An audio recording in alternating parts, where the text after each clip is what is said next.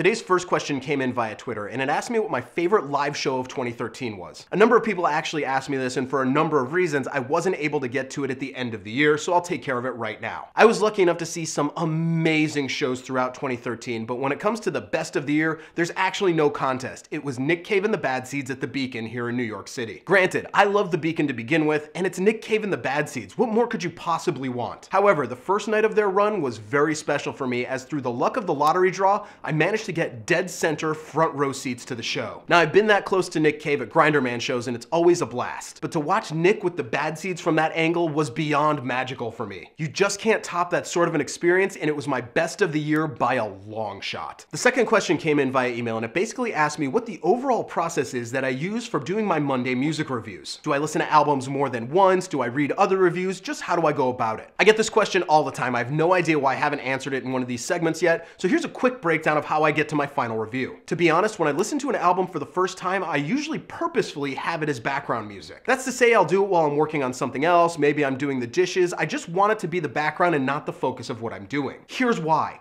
I want to see if that album's going to be able to grab my attention, or if there's some really cool lyric or lick or something like that that pulls me back into the music. I kind of want something to distract me from what I'm doing because that speaks volumes about that record. And honestly, it happens more often than you'd think, and it's kind of how I build my first impressions. That being said, no album, whether I love it or I hate it, gets less than a dozen spins from me before I write anything down. I don't really think it's fair to give it less, as a lot of the time you have to really get comfortable with a sound or a flow before you can fully appreciate what's going on an album. I will say that if it's a record I find myself really not liking, I'll put it away for a day or two and usually change the environment where I'm listening to it. I genuinely want to enjoy every single album I check out, and I try to give them the best shot possible for a positive review. After that, I write down a handful of notes that I want to make sure I cover during the video, and that's really it. Oh, also, I do make sure to listen to the album through a number of different outlets, whether that's headphones, my computer speakers, my stereo, if I happen to be in my car, because sometimes an album just isn't right for headphones, where other times it's perfect with headphones. You have to be diverse and listen to it a bunch of times so you can fully understand what's going on. My last question today simply asked, if you could ask one question of any living musician, who would it be and what would the question be? I opened this up to all of you over on my Facebook page, and I got some pretty awesome answers, but for me, it's actually a pretty easy answer. The person in question would be Tom Waits, and all I'd want to ask him is how he refreshes his creativity so often. I mean, the guy's always coming up with something wildly new and musically amazing every single time he gets out there, and it remains a mystery to me how he can keep doing it on such a high level. I want the secret. I mean, granted, I also just want to hang out with Tom Waits for a few minutes or a few days. I mean, come on, it's Tom Waits. So those are my questions for this time. If you've got a music-related question for me, you can email it to me at thedailyguru@gmail.com. You can follow me on Twitter and Facebook right here, and I'll see you guys again next time.